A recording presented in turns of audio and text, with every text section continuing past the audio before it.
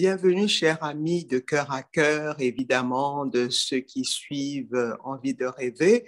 Nous vous saluons encore au nom puissant de Jésus-Christ. C'est une invitation à prier ensemble, à intercéder ensemble, surtout en ce moment de COVID où tout le monde est vraiment éprouvé. Et je vous assure que si vous n'avez pas Jésus en ce moment, ce sera très difficile. Et nous allons déjà rapidement dans la parole de Dieu, dans 1 Corinthiens 15 au verset 31.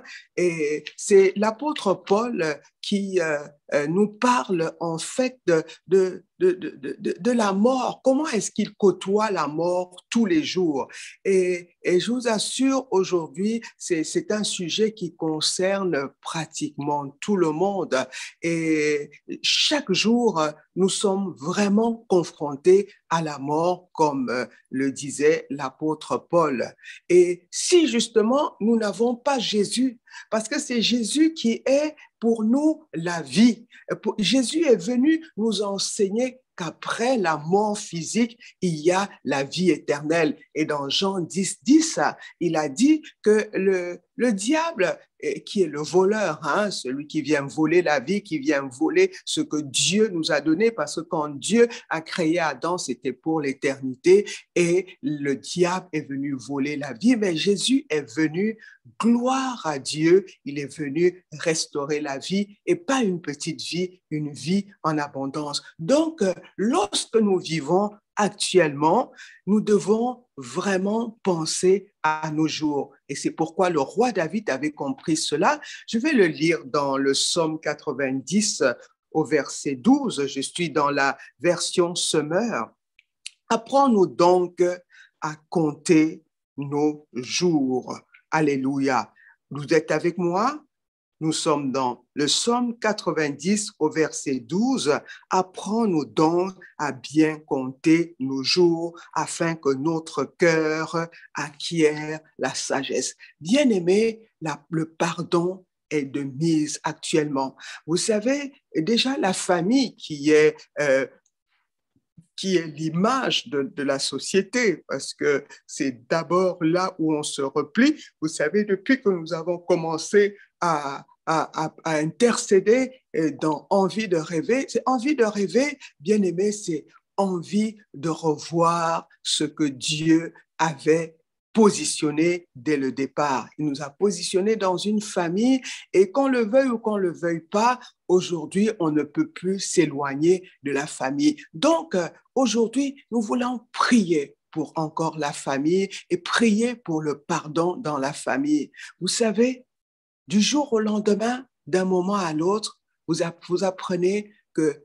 tel frère, tel cousin, telle tante, telle sœur, telle connaissance proche et n'est plus. Donc, David avait compris cela. Seigneur, apprends-nous la sagesse. Nous voulons prier aujourd'hui pour la sagesse. Et Jacques l'avait dit, si quelqu'un manque de sagesse, qu'il la demande à Dieu.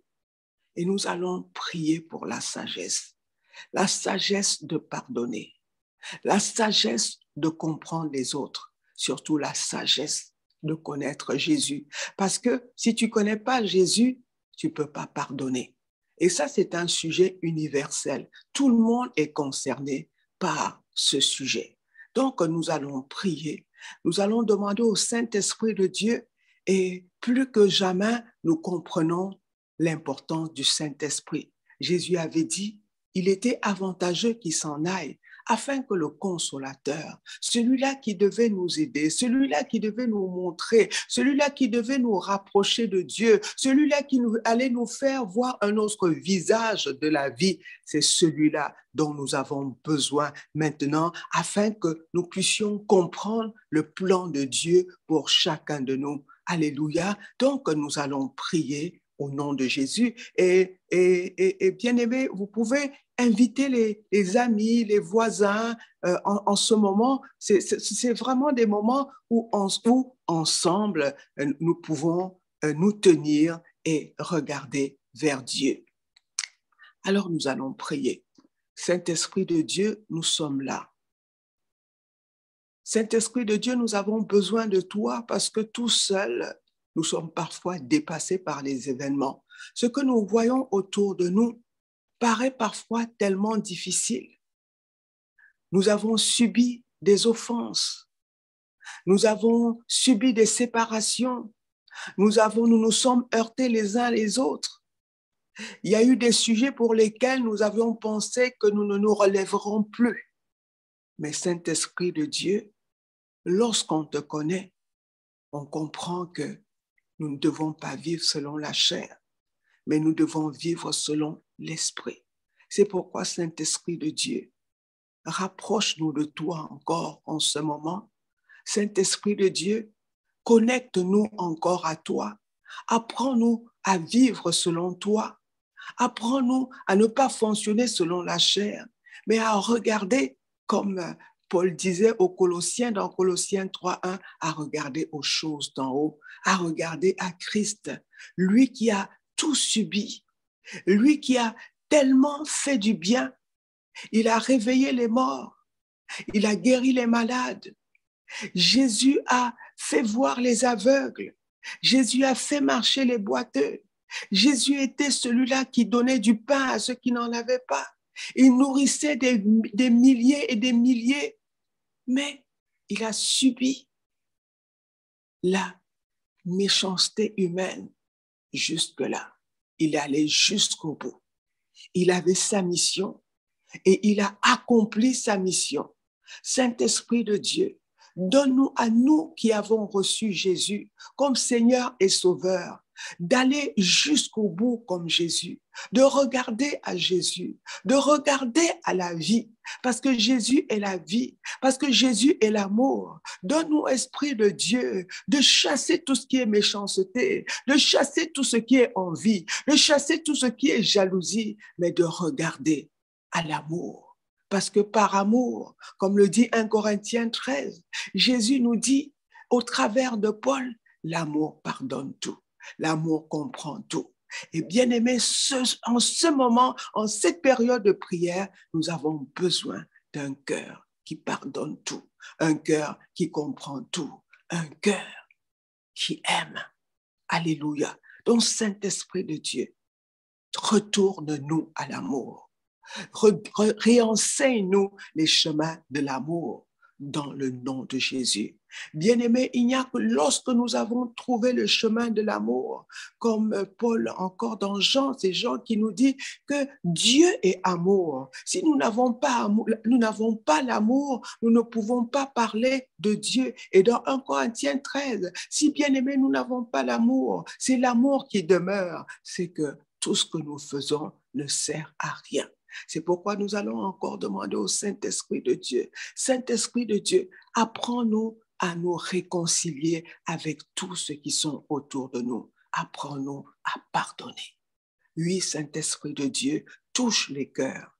Va dans les familles ce soir. Va dans les couples ce soir.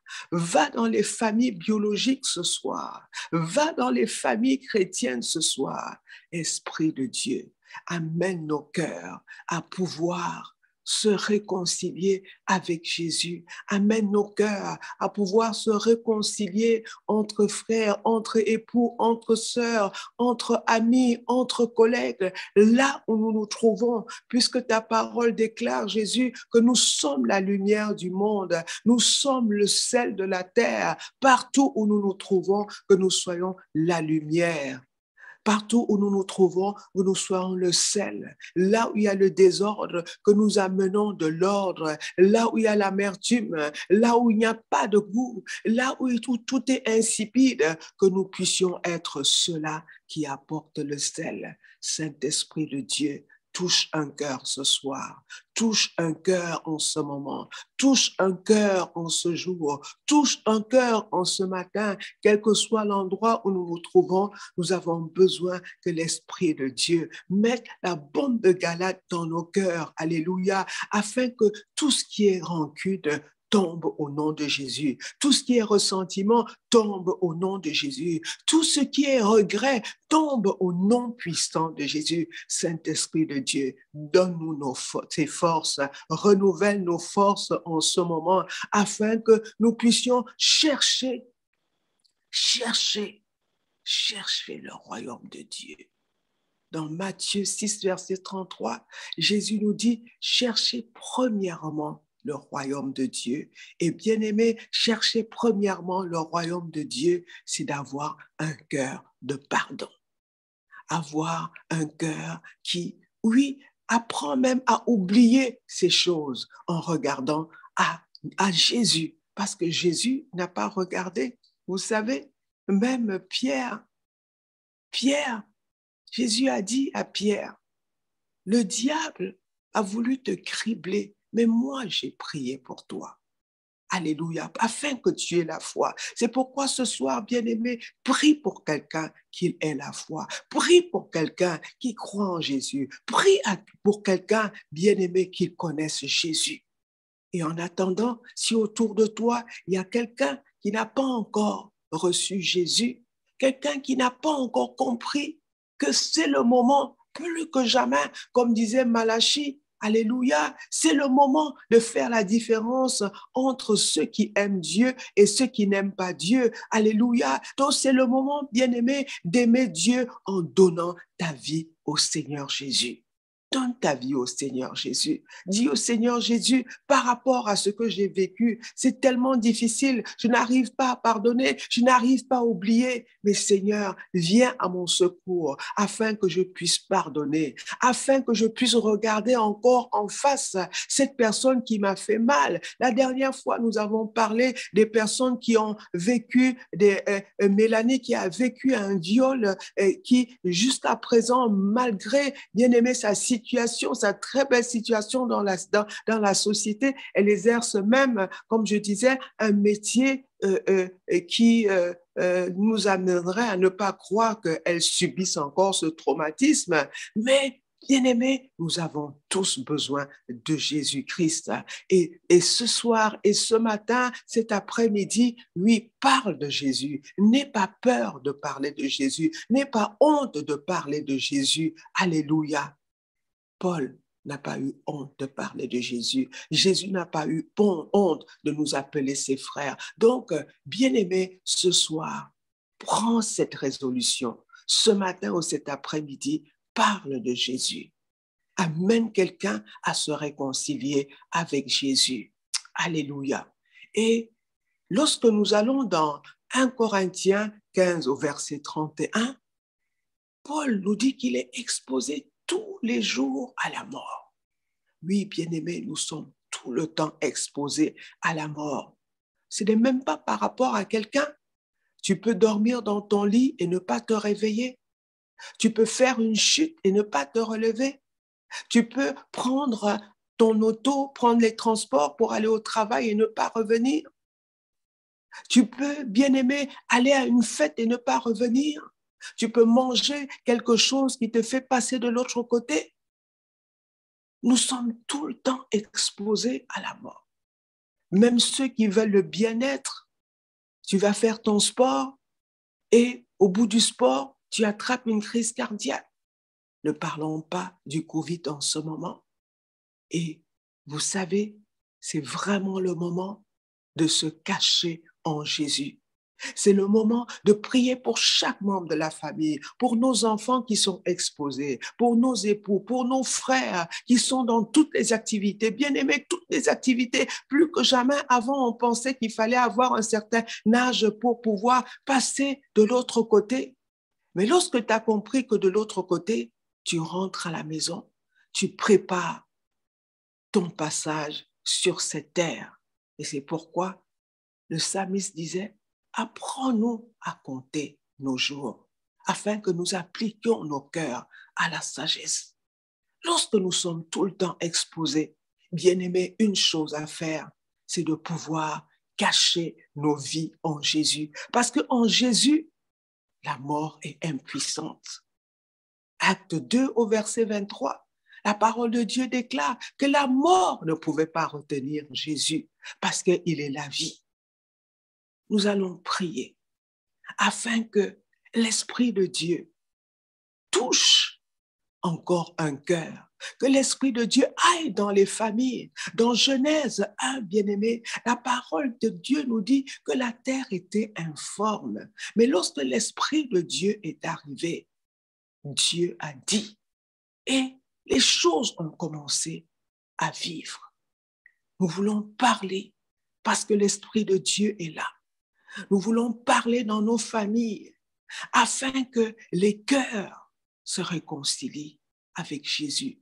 Que les cœurs qui ne croyaient plus en rien, les cœurs frustrés, les cœurs meurtris, les cœurs désappointés, les cœurs déçus, les cœurs malades, les cœurs déchirés, qu'ils reprennent vie. La vie, c'est en Jésus. Saint-Esprit de Dieu souffle dans les familles. Saint-Esprit de Dieu souffle dans les familles, visite les familles. Saint-Esprit de Dieu vient assainir les cœurs dans les familles. Partout où les cœurs ont été pollués, les cœurs ont été atteints, Esprit de Dieu agit, souffle dans les familles, afin que les familles retrouvent la vie, afin que les familles retrouvent le chemin. Parce que dans le cœur de chaque être, Dieu a mis, bien-aimé, la connaissance, la recherche de l'éternité. Et l'éternité, c'est Jésus. Jésus a dit, je suis le chemin, je suis la vie, je suis la vérité. Esprit de Dieu, mets-nous dans le chemin. Mets nos enfants dans le chemin. Apprends-leur la vérité que tu es. Apprends-leur le chemin. Apprends-leur la vie. Esprit de Dieu, visite les gens, visite les hommes, visite les femmes, ceux qui sont tombés, ceux qui sont meurtris. Saint-Esprit de Dieu, tu peux le faire. Nous te faisons confiance, Esprit de Dieu. Agis au nom de Jésus. Agis dans le puissant nom de Jésus. Alléluia. Bien-aimés, lorsque nous nous rendons compte que nous sommes confrontés à chaque instant à la mort, nous devons vraiment nous faire violence. Alléluia. Nous devons retourner à Jésus parce que beaucoup, à cause des discours fallacieux, de ce que les hommes, les femmes racontent, de ce qu'on raconte dans la vie, des personnes qui n'ont aucune idée de ce que c'est que la vie, beaucoup se sont détournés de Christ. C'est le moment de revenir à Jésus. C'est le moment de se pardonner. C'est le moment, bien-aimé, de pouvoir regarder un frère, regarder un époux, regarder une sœur et lui dire, écoute, il y a des choses qui se sont passées, certes, mais aujourd'hui, je fais table rase. Je fais table rase. Et pour les chrétiens, ça devrait être facile parce que Galates 2:20 nous dit, lorsque quelqu'un est en Christ, alléluia, lorsque quelqu'un est en Christ, ce n'est plus lui qui vit, c'est Christ qui vit en lui. Amen. Et lorsque tu vas dans 2 Corinthiens 5, au verset 16, la parole de Dieu te dit que parce que tu es en Christ, les choses anciennes sont passées, que toutes choses deviennent nouvelles. Que toutes choses deviennent nouvelles dans ton cœur, pour toi qui connais Christ. Mais pour toi qui ne connais pas Christ, je t'invite à faire la paix avec Christ. Je t'invite, si tu as rétrogradé, fais la paix avec Christ. Celui qui ne connaît pas du tout Christ, c'est le moment de lui dire, Seigneur Jésus, vous savez, Jésus ne met jamais dehors ceux qui viennent à lui. Tu vas dire, Seigneur Jésus, je viens devant toi. Je sais que tu es la vie. Moi, j'ai essayé par mon intelligence, par ma sagesse, je ne suis arrivée à rien. Ma vie n'a pas bougé. Ma vie est blessée. Ma vie n'a pas de sens. Mais je voudrais redonner un sens à ma vie. Seigneur Jésus, je te donne ma vie. Viens, prends la première place. Prends toute la place. Apprends-moi à vivre. Enseigne-moi la sagesse parce que tu es la sagesse. Je veux me réconcilier. Je voudrais vivre une vie utile. Je ne voudrais pas occuper inutilement la terre. Seigneur Jésus, tiens-moi par la main. Je voudrais encore te bénir, Seigneur. Je voudrais encore te rendre toute la gloire, Seigneur, parce que tu touches les familles, tu touches les vies, tu touches les jeunes, tu touches les moins jeunes, tu touches les personnes âgées. Merci, Seigneur Jésus, parce que tu es venu nous donner la vie. Donne-nous, donne à chacun qui suit cette rubrique de pouvoir se réconcilier avec toi. Nous voulons encore te rendre gloire. Merci, Saint-Esprit de Dieu, de nous assister. Merci de nous environner par ton feu. Merci, Saint-Esprit de Dieu, d'être celui-là qui combat pour nous. Lorsque l'ennemi vient comme un fleuve, lorsque la mort vient, Saint-Esprit de Dieu, toi qui es l'esprit de vie, que cette vie prévale, que cette vie prenne le dessus dans le nom de Jésus. Amen. Amen.